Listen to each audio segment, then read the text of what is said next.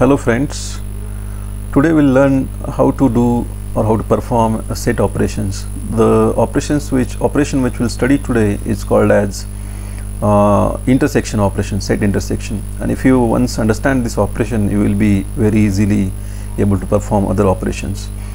So I'm writing the code in by using Google Colab. You can, in your web browser, you can type colab.research.google.com. you can type this URL in your browser, so you will get this kind of window. So there you can go and in the file you can click on new notebook, so you will get a new Jupyter notebook. So this Google Colab is a Python environment where we can directly write Python programs and execute those programs in the browser without installing Python on our machine.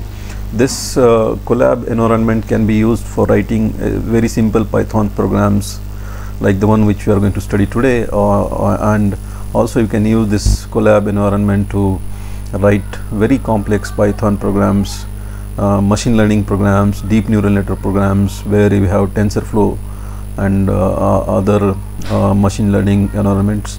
So this is a very easy way to write Python programs. So here in the code cell, if you click code cell, you will get a code cell here, and in that code cell you can write your code. Now we are going to create a set. We will create two sets. So how will we create set? Our array, in Python there is a set data structure also, but we are not going to use inbuilt functions. We are going to write perform operations by ourselves.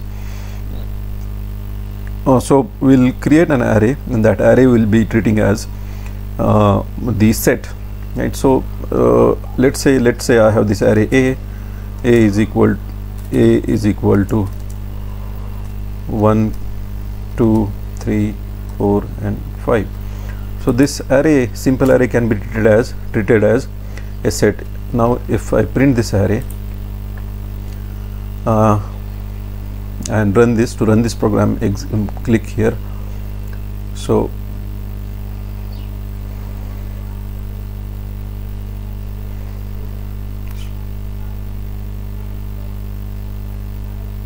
you see this array is printed here, right? This is one simple way to create an array. Or if you want to take user input from user, so you can do that also. Let us take input from user, right? So we'll declare an array and we'll ask the user how many elements are there in the array or set. We'll print how many elements are there in set A, right? So that question we asked to the user. Now user will enter some number, right? So what happens is that number will be treated, that input will be treated as a string, so we'll convert that string into integer. So I'll store that entered value by user in n is equal to int. I'm going to convert the input into integer. So input will take the input from the keyboard and which will be treated as a string, but I don't want to have that as a string. That's why I'm converting into int or typecasting into int. So now n is an integer. So if let's print n, let's check our code. How many? So if I say 4, I type 4 here, you see 4 is printed. So we got the output. Now let us create the set A and set B. Print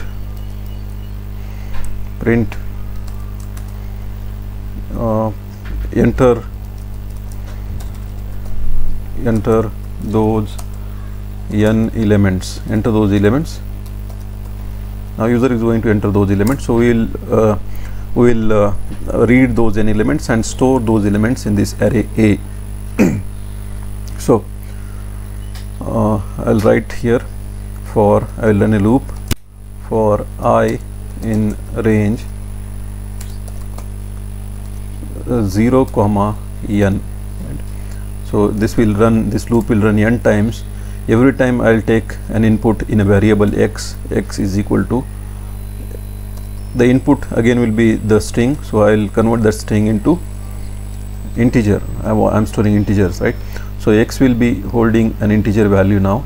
Now I will append that integer, or I will attach that integer value to this array. So I'll say a dot append x. So that loop will run n times, will take n inputs, and those will be appended to the array. So array A or set A is created. Now let's try to print this array. Print A. So let's say there are 3 elements. I entered 3 here. So enter those elements. 1. Oh, sorry, the code here is append, not append. By mistake it happened. Append. It's append.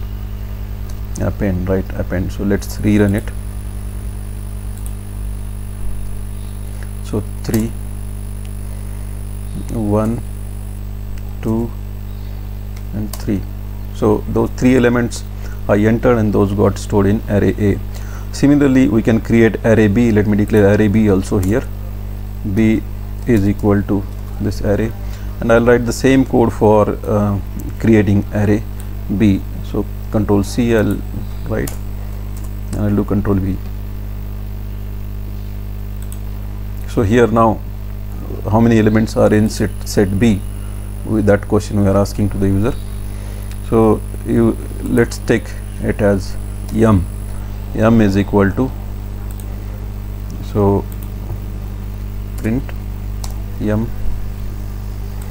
So there are yum elements in the array B. So now I is in the range 0 to yum. We will take 0 to yum, and x is equal to input, right?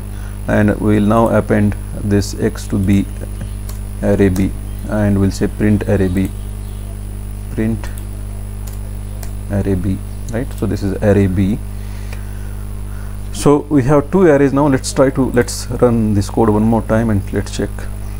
So 3 elements in array A. So enter those elements. 3. How many elements are there in set B? Again, let's say there are only 2 elements.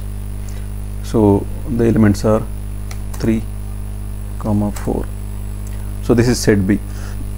Yes, we are done. We read the arrays. Now, as I told, we can have these arrays, ready-made arrays, or we can create those arrays by taking input from the user. So this way is preferred.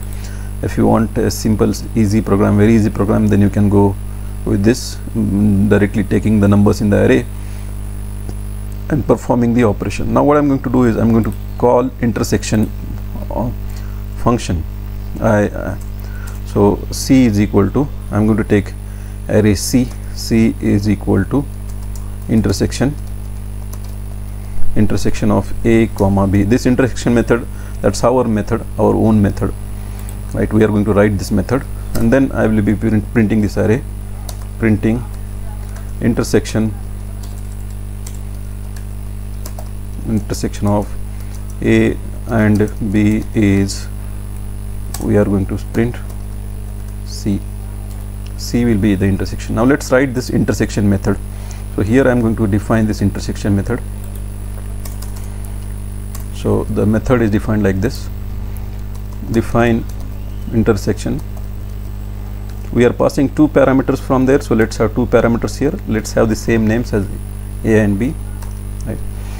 Now here what we will do is we'll take a variable called as flag here, flag equal to 0, right? Now what I'm going to do is I have 2 arrays A and B, or 2 sets A and B. Now I want to find out the common elements in A and B. So how I'm going to do that? I'm going to start with array A. I'm going to pick one element at a time from array A and check whether it is present in array B or not. So I'm going to start with array A, right? I'm going to start with array A, pick element of array A, one element of array A, and check that element in array B, right? So for picking an element from array A, and for every element of array A, I am going to do that. For I in range range is 0 comma length of a, right? So 0 to length of a, that means this loop will run, if there are 10 elements in array, this loop will run from 0 to 9, right? For I in range 0 to length of a, what I'm going to do is, for every element, right, for every element this flag variable I'll set here. I'll write this flag here.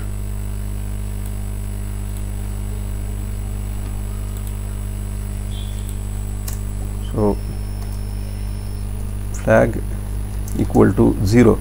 The idea is flag is 0 means I am assuming this element, ith element, is not present in array B. This ith element of array A is not present in array B. That is my assumption. That's why flag equal to 0. Once I find that element in array B, I'll make this flag 1. I'll make this flag 1 if I find that element in array B, right? So now for ith element, I'm going to run in array B. For j in range 0 comma length of B, 0 to length of B, right? And there I'm going to check a of I with every element of j. If a of I is equal to if a of I is equal to b of j, what I'm going to do, I found that number, so I'm going to set flag equal to 1. Flag is 1 now, right? So if they are not equal, then what will happen? Simply we are going to will be going to the next element in array B, right? And again I is still 0. If I is 0, I is still 0, but B will run from 0 to length of array B, right? 0 to length of array B minus 1, right? So for every I, we are checking the complete array B. When I is 0, we will check complete array B, and as soon as we find that element is there, we'll set this flag to 1, right? And then when I come out of this this for loop, this for loop, I am still in this for loop, so I'll check what is my flag. What is the flag? Is flag changed from 0 to 1? If it is changed from 0 to 1, that means the number ith number is also present in array B. So if, what will I do? I'll check if flag is equal to 1, that means the number is found. So what should I do? I should append that number on particular ith number, I should put in the intersection array. So let us take intersection array here. Let's take intersection array here. So C is equal to, we'll define that array. C is empty. So if I find that match, so I'll say C dot append what a of I, ith number is present in array B, right? So and now then I'll come out of this for loop. Right now this for loop will also run for all the elements of A, right? So thus when I come out of this for loop, I am in this intersection function. From here I'll return C. My C, the array C will contain the intersection of these two arrays A and B. So let us check and whether our program works or not. Let me run this.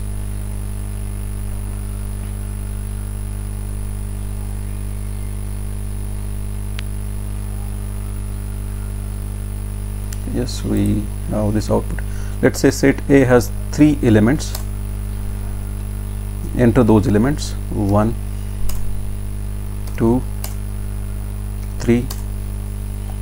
Now set B has, let's say, 3 elements again. Those elements are 2, 3 and 4. So intersection of A and B, you see, intersection of A and B is 2 and 3, right? 2 and 3 are common. So 2 is present in A, as well as in B, 3 is present in A as well as in B, so intersection of A and B is 3. That's a simple intersection operation. You please see this operation again one more time. What I am doing here is, I am, for every element of set A, I am checking that element in set B. If I find that, I am setting flag to 1, right? So flag is just to note that I found that element, right? So I am starting with, let's say, 0th element of set A. For that element I, let's say I is 0, so flag is also 0. That means my assumption is the number on ith place or 0th place is not present in set B. Now I am going to check in every position of set B, so this loop will help me do that, right? So when I is 0, this loop, inner loop, will run n times, or m, whatever the length of this B times, right? And thus we will check every element B of J and we'll compare that with A of I. If they match at least once, we'll put this flag to 1, right? And then I'll come out of this for loop. After checking the ith element in array B, I'll come out of this for loop and check whether I found that or not. That will simply be found by looking the value of flag. If flag is 1, that means I found the ith element in set B, so I'll append that element to set C, right? So that is the set operations, intersection operation. Thank you for watching this video.